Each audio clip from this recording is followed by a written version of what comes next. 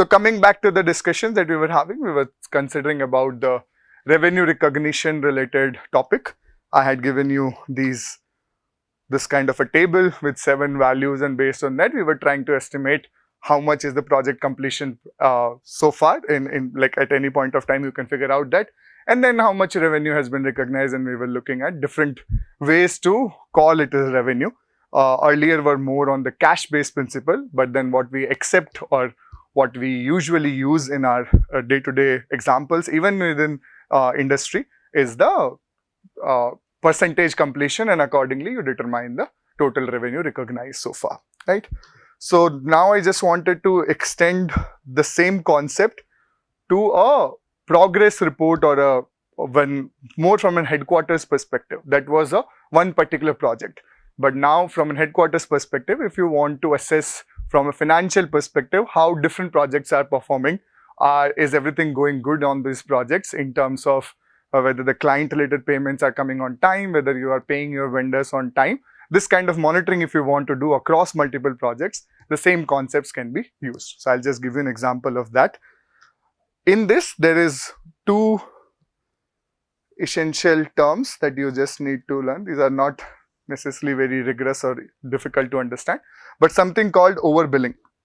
So if you have billed your client more than what your revenue ideally should have been based on your project completion, it means you have overbilled, right?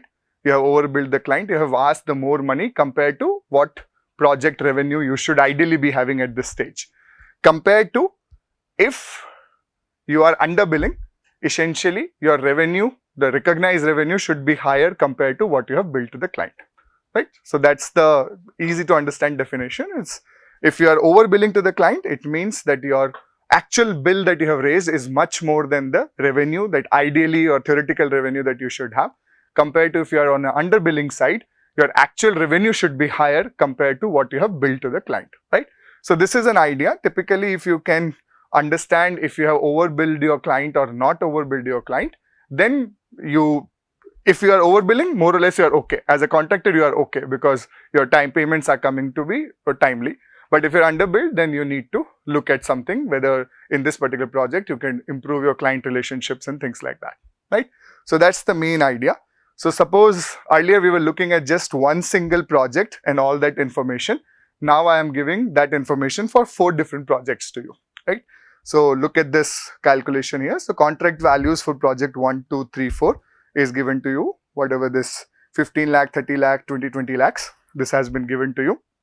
Cost to date, which is the cost that has incurred to you till date, on whatever date this data was collected. This is 6 lakhs, 1350, 9 lakh, 950. This has been given to you. Total amount that you have billed to the client is also given to you, which is 8 lakh, 12 lakh, 12 lakhs and 10 lakhs. And then estimated cost to complete the remaining work, right? This is a cost that has incurred to you, and then the remaining cost that you are estimating at this point of time is also given to you, 850, 11, 10 and 1150, right? This is the basic information you need in order to calculate all the information that we need.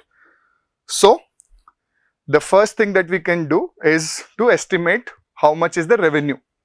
For that, you need to have a percentage completion estimation. Percentage completion estimation, the method that we use is the cost incurred to date divided by total cost, which is cost that has incurred already plus the expected cost that you are going to have from this point onwards, right, for project completion. So the current estimated total cost is essentially sum of column 3 and column 5, right? Make sense?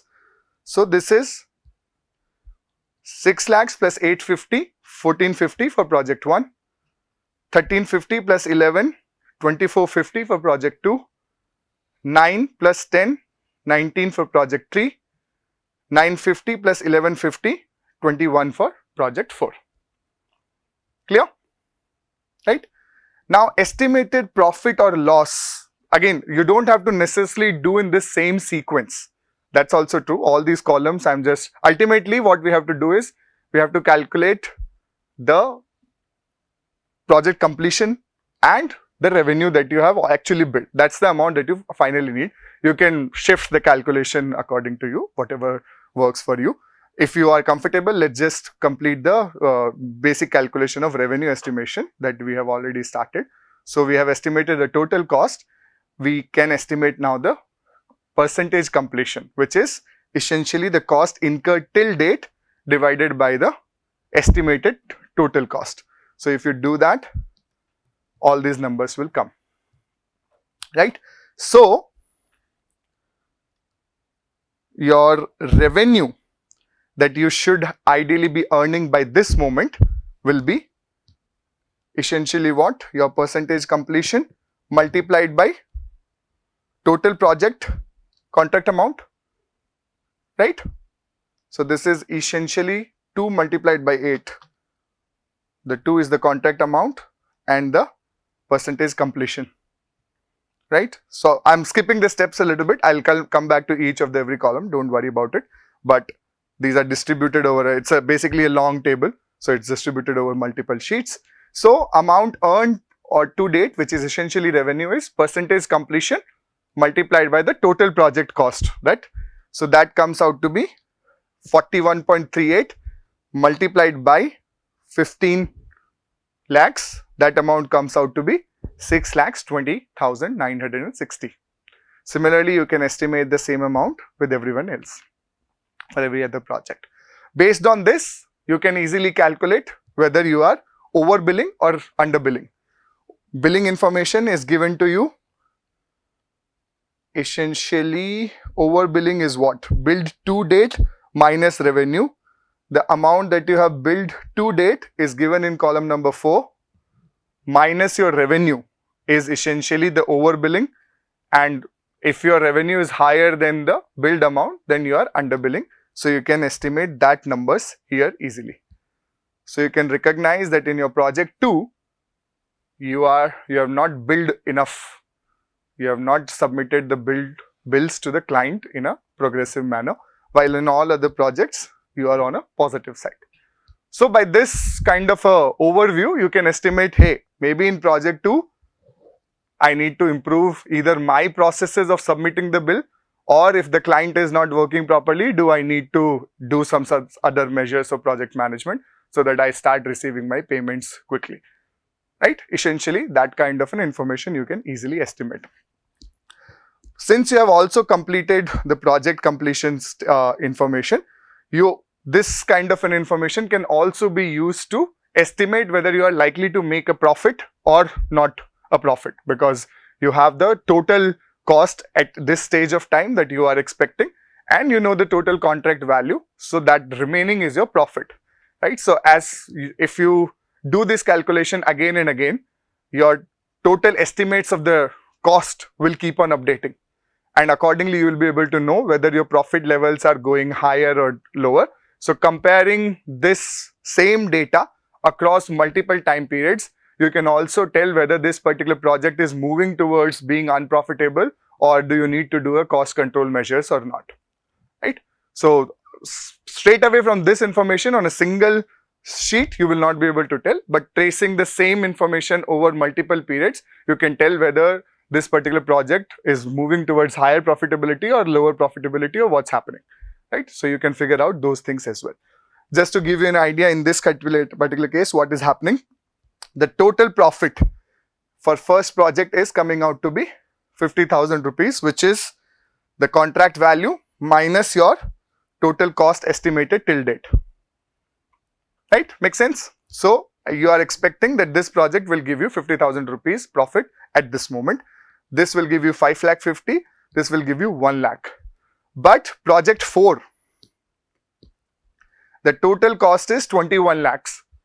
The total project amount is 20 lakhs. So you know that you are already 1 lakh in loss in this particular case, right?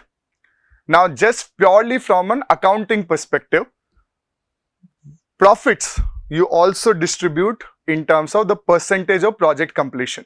Profit recognized till date is same as the total profit and the percentage completion of project. So this is the numbers. But losses You know that this is going to have loss of 1 lakh rupees. Losses, you recognize complete losses immediately. You do not give losses a weighted average or a weighted distribution. Anyone can think of why?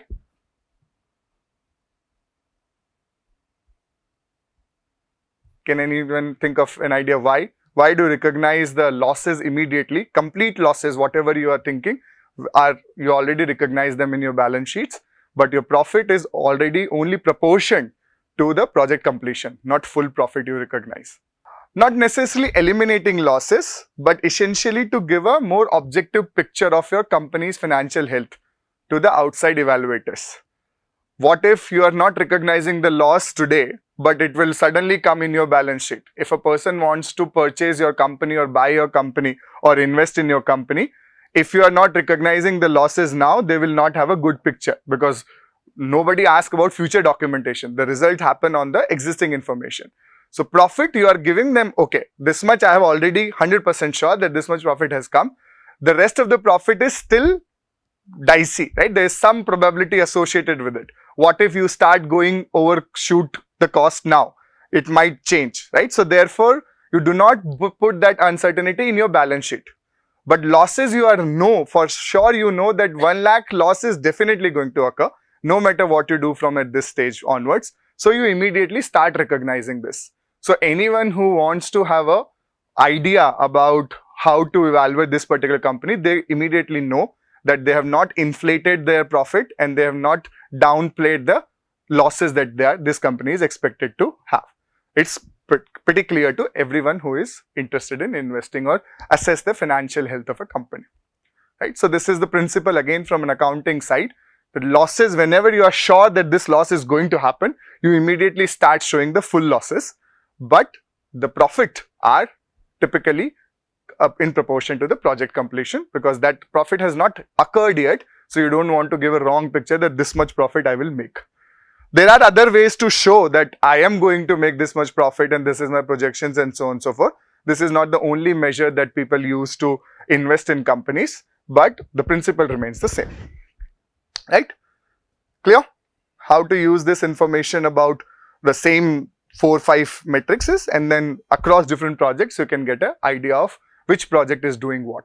Are there some projects which are already in loss versus making profit, versus are there projects where billing is not happening on time? Should I need to take some actions? This kind of information you can build kind of a dashboard at a HQ level, you can build on it, right? Okay, any questions on this? This is the end of this simple topic. Any questions here?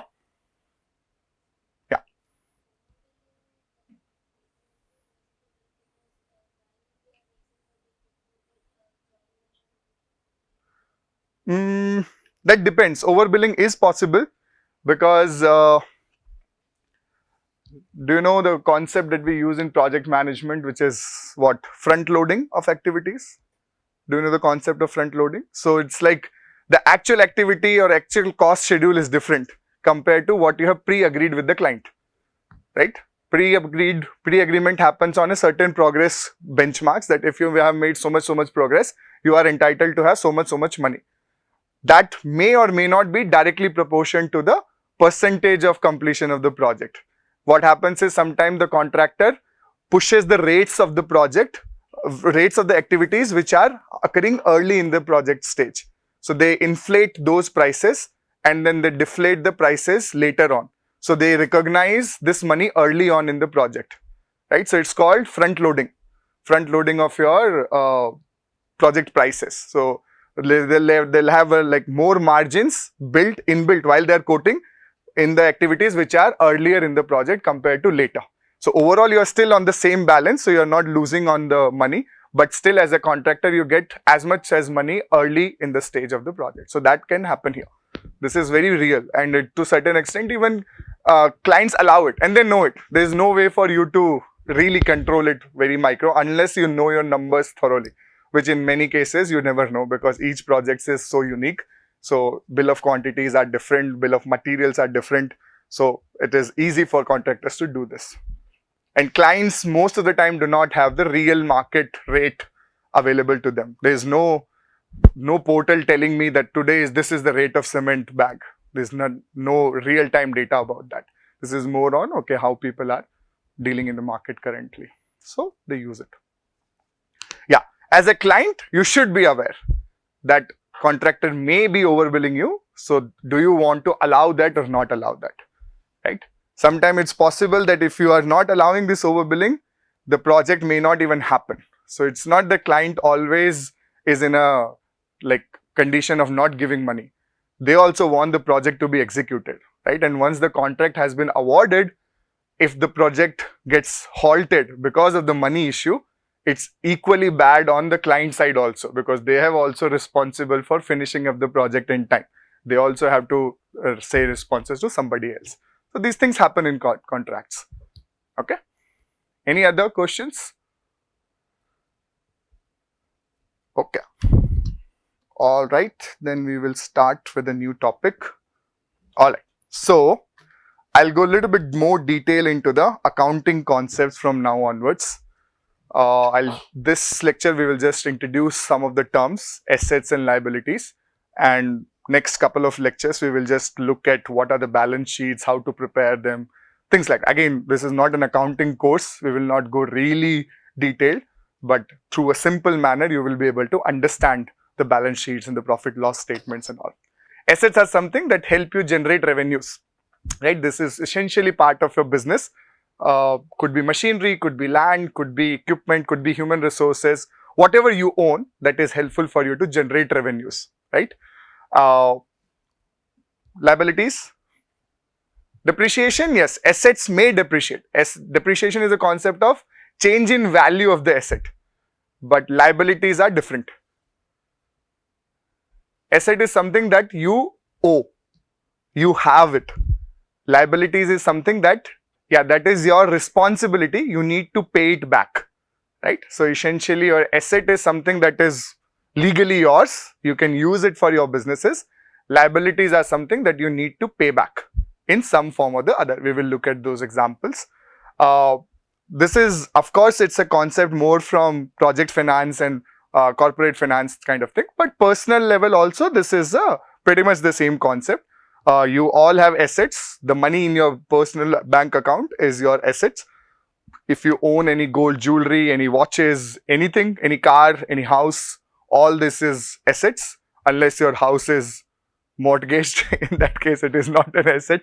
And the liabilities are, maybe if you have borrowed some loan from a bank, then you need to repay it. If you, many other cases are there for liabilities. You could be paying insurance monies and things like that. So these are part of your liabilities, right? But the definition is more from a financial perspective, from a company perspective, is that asset is something that can help you generate something that you legally own and that can help you generate revenues for your business, right? So let me just give you a couple of examples. So assets are the items of value owned by the company. What happened? Yeah. So assets are items of value owned by the company either as a cash or otherwise, which is convertible into money. So assets are convertible. There is a concept of equivalent cash for each asset, right? And they have to be legally owned economic resources. If you have something that you have not acquired legally, it cannot be part of your assets, company's assets, right? So from a financial perspective, the legality is very important aspect to recognize something as an asset, right? And this is essentially that provides future benefits to your business. For example, a piece of land that you buy today helps you generate revenue because it helps you operate production facility on a particular for let's say next 10 years and so on and so forth, right? Cash helps you generate money. You need to pay your laborers in order to keep them working and maybe keep running the production facilities and so on and so forth, right? So some example of assets are cash, accounts receivable. Do you know, we discussed this term, what is accounts receivable? So account receivable is precisely the concept that you asked about. Is the money that you are supposed to receive. It could be from client. In this case, you have supplied the product, but you are sure that you will get the money back. So you show this as an asset, right? Prepaid expenses, if there are some expenses that are likely to occur, but you have already paid them. For example, you got a land for 10 years lease and you paid the lease in advance. So then you don't need to pay, that's your asset, right? Because you've already covered that expenses. Equipment, machinery, land, piece of land, all these are examples of assets. Okay. Some more detailed information. Cash is essentially the funds available at an instant with future benefits in terms of the purchasing power. Like cash is the most easiest form of buying anything. That's the most acceptable form. Accounts receivable is something, the funds that you are expected to receive in future on account of goods or services that you have already provided. So it's like on credit you have given something, you will receive that money, you have already fulfilled your commitment to that transaction, so you can show that as part of your assets. This is the money that is going to come in your account soon. So for example, an electricity company sends bills to client after they have used the services. Typically you get your Bijli ka bill after your consumption of that particular month, right? On the basis of the quantum of power that you consume. So while the company waits for customers to pay their bills, typically you get 10 to 15 days to pay your bills, the company can show that amount in their assets, because they're sure that you will receive this money. If one customer defaults, you know for sure that they are not going to pay, then you need to reduce that amount from your assets so that you are not over-inflating your asset. It could happen, there's always risk in terms of credit recovery, and that certainly accounts. Again, the same principle. If you know a person has defaulted, immediately you need to update your books to show that. Right? Prepaid expenses are assets paid for initially that have benefits over future. For example, you can pay rent before using a commercial space, or equipment you can pay for its uses before you actually start using. So that's part of your asset because you no longer have to pay that money, right? Typically, assets are classified into two distinctions. One is fixed asset and second is current assets. Any idea? What are fixed assets and what are current assets?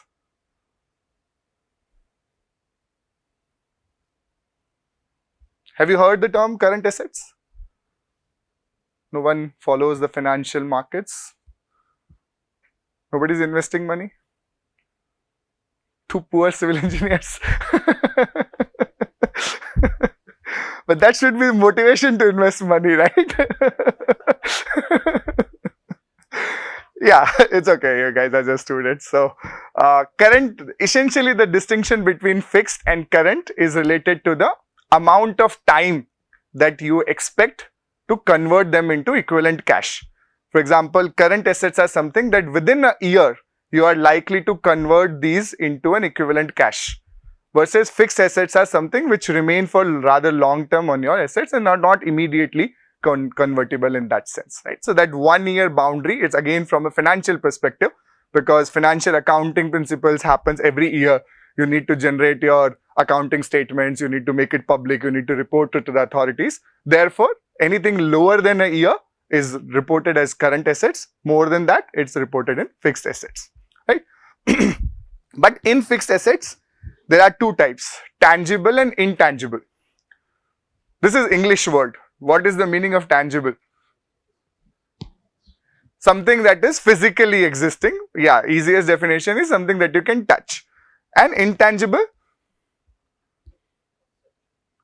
Conceptual. Yeah, you could argue about that. But easy definition is something that you can't really touch that way.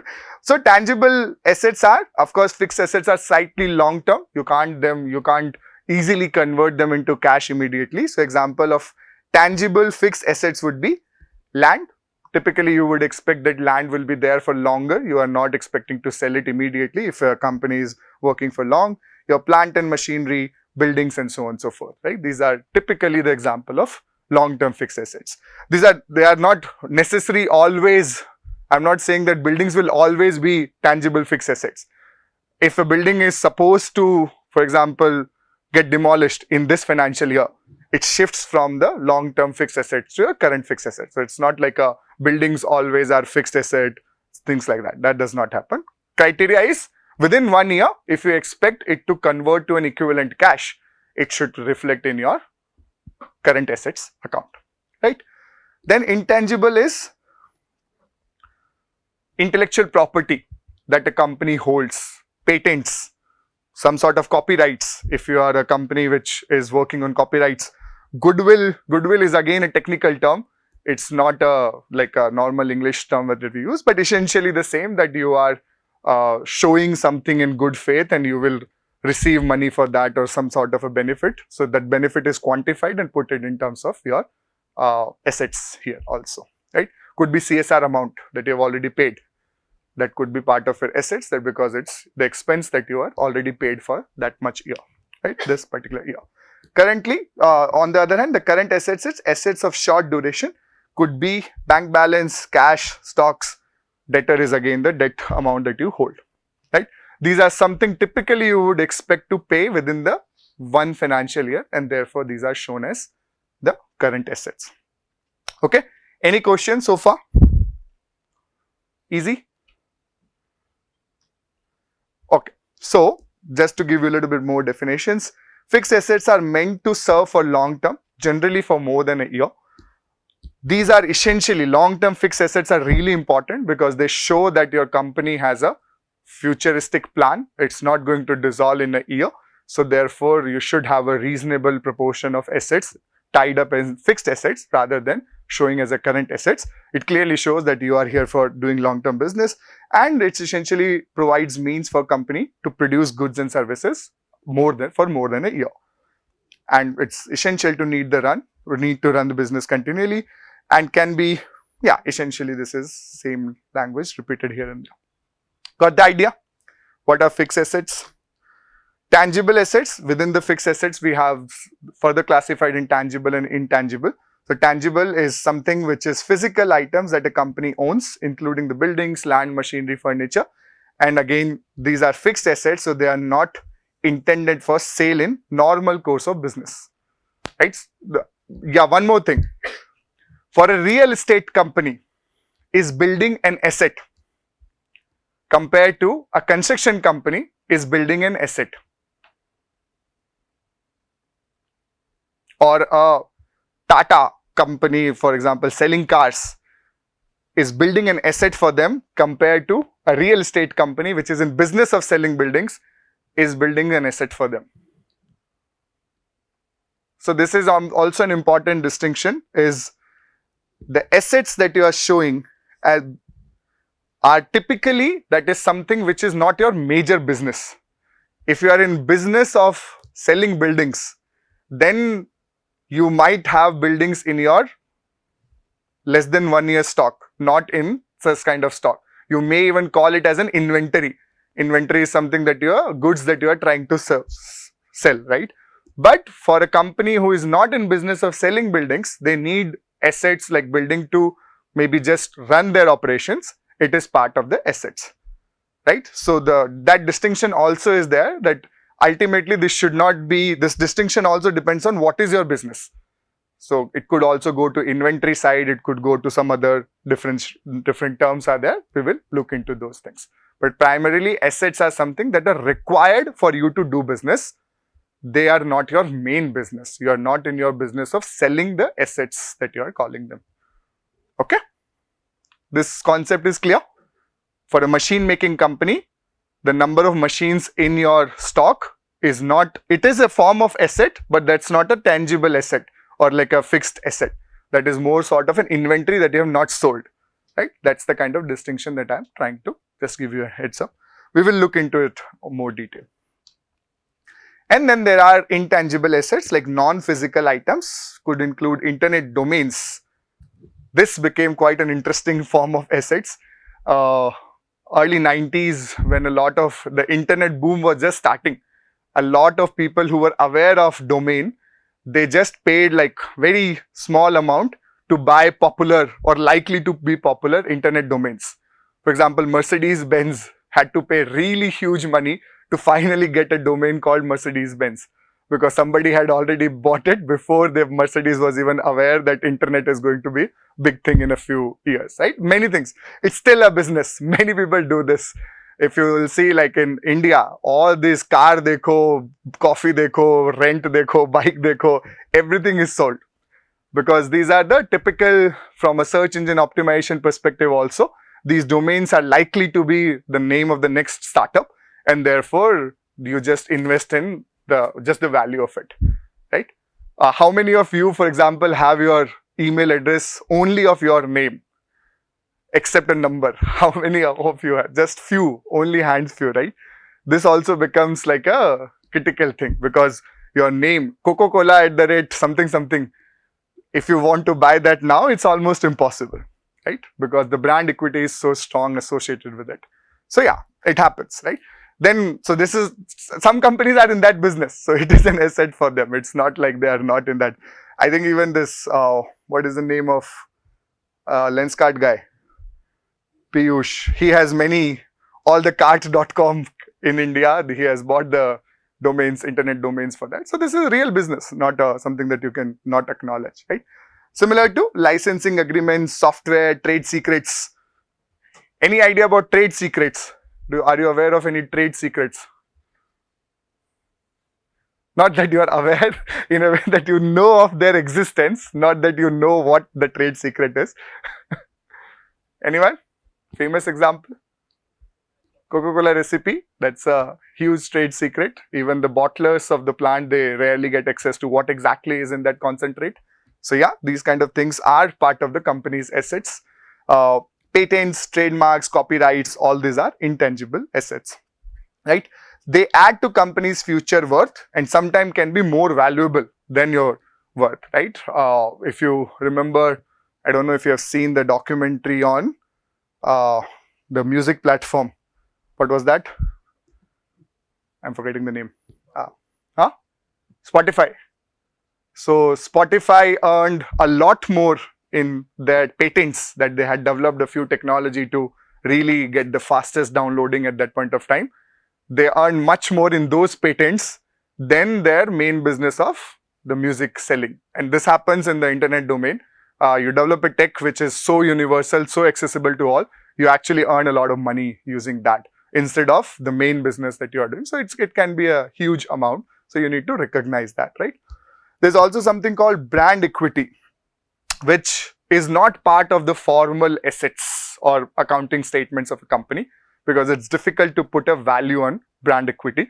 But any idea what is brand equity? Like perception of how valuable a particular brand is, right? For example, Apple. Like immediately you tend to associate Apple with simplistic design, the good quality, and that kind of a trust. How do you value that? Right? That plays strongly when you are comparing alternative, when you are making your buying decisions consciously and unconsciously, that plays. Coca-Cola used to be a huge, like their advertisement, like all those things was really so subtle that you will immediately associate a drink with Coca-Cola. Tata Namak in India, Colgate in India. You don't call it as toothpaste, you call it a Colgate. But Colgate is a brand. Colgate is not the only company which makes toothpaste. But you still go to the brand and they'll buy a Colgate dena. You buy whatever Pepsodent, Miswak, whatever. But you ask for Colgate. Right? These kind of things are part of the, of course you cannot formally recognize them, but there are also intangible assets of some form. Right? Because you have invested a lot in doing that sort of marketing. Right? It becomes, your brand becomes a household name. So therefore it's some sort of recognition is there, but it is typically not done on financial books. And actually a lot of companies, sometimes you leverage this to skew the investor's mindset. Like we had an example of Satyam Computers. If it is a big brand, you do not doubt their financial conditions immediately. And sometimes they leverage this brand name to escape from the real bad condition of their financial health. Not particularly Satyam Computers, of course there's a lot more controversy in there, there's not the only thing. But essentially this is also a tool which companies recognize that they can sometimes escape. So this is important, although it is not allowed to be formally on your balance sheets or account sheets. Okay? Can be negative and positive, do not have a measurable or fixed monetary value, and therefore it is not part of the formal books, but it plays informal, quite significant role sometimes. Okay? Then current assets. Current assets are something that the company plans to use up or convert into cash within 1 year from the reporting date. So these assets are either they will be used within the year, or equivalent form of cash will come into your account, or basically you'll sell or whatever you will. These assets will no longer be there in your books 1 year from now. So these are called current assets, such as cash, inventory, accounts receivable, and short-term investment. These are essentially your current assets. So inventory is classified as a current asset because cash is expected to be generated when the company sells the inventory. And typically, you do not expect that you will take 1 year to sell your inventory. If that is happening, then you are in a very difficult business. So therefore, inventory is allowed on like a current asset kind of a thing. Account receivable should also bring inflow of cash. You are not expecting that you will not get paid for more than a year, right? That much credit you typically do not have in businesses. So typically these are part of current assets. Any questions, doubts so far? Chill enough? Okay. Then there is another, this is just a classification just for your knowledge, but this does not fit in our fixed asset and current assets kind of paradigm, but something called financial asset versus non-financial asset. Do you know what is financial asset? Or when you make personal investments, a lot of time people say that financial investment versus non-financial investments. Have you heard this term? To a certain extent, yes, there is a direct economic value, but let me give you a little bit more nuanced example. Like your money, your 100 rupees note or your 500 rupees note is essentially a promise by the government that if you will pay this note to somebody, it is equivalent to 500 rupees, right? But there is no, so currency is also of two types. I don't know if you know that. There's something called a fiat currency versus non-fiat currency. Fiat currencies were, or I might be wrong, but essentially in one sort of a currency, if the country was releasing a 500 rupees note, 500 rupees equivalent of some sort of a mineral, typically gold, was supposed to be in the bank, reserved in Reserve Bank of India, right? Then only if you have so much gold, then you can issue currency notes worth so much gold. That was the original concept of all the currencies, which is non-fiat currencies, I would say. Now that is no longer true. The total currency notes in the market are not equivalent to, the total value of them is not equal to the RBI's gold reserves, right? And this started, almost every currency in the world is a fiat currency right now. It's not actually backed by goods of equal worth, right? That's how the financial system currently is. So ultimately a note, a rupee currency note, is also just a promise by the government. It's a contract between you and government that it is equivalent to 500 rupees. But it's not actually equivalent to 500 rupees. The real cost of a note is what? Just 10 rupees, not even that of the actual money. And there's no equivalent gold deposited in the Reserve Bank India. So this is not equal to the real money. But then there are, if you buy gold, for example, you have the physical access to the gold as a quantity, then you can sell that on a market price and that's always there. So that's not a contract amount. That's a physical possession of a quantity that you can monetize. Compared to currency notes and all these things are called financial instrument, which are more contractual in nature. Somebody has given you assurance that this is worth this today.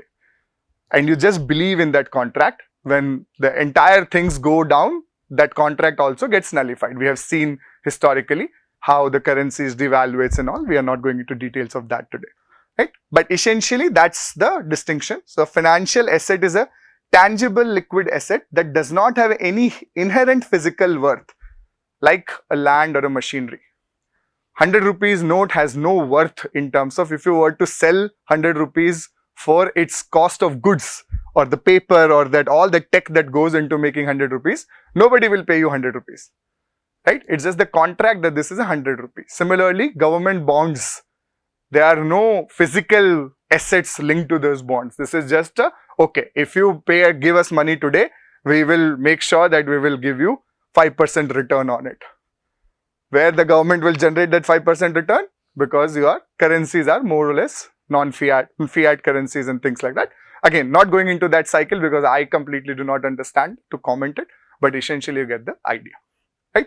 So, coming back to our topics, financial assets is something which is not inherently a physical worth like a piece of land or a machinery and things like that. Okay. Then there's a concept of liquidity of assets, which informally I have already introduced, but this is essentially the ease with which an asset can be sold or bought without affecting its price. Okay, so that's called the liquidity. I'll give you an example. Suppose these are the kind of assets: real estate, machinery, furniture, stocks, account receivable, demand deposit, cash in hand. What do you think is more liquid?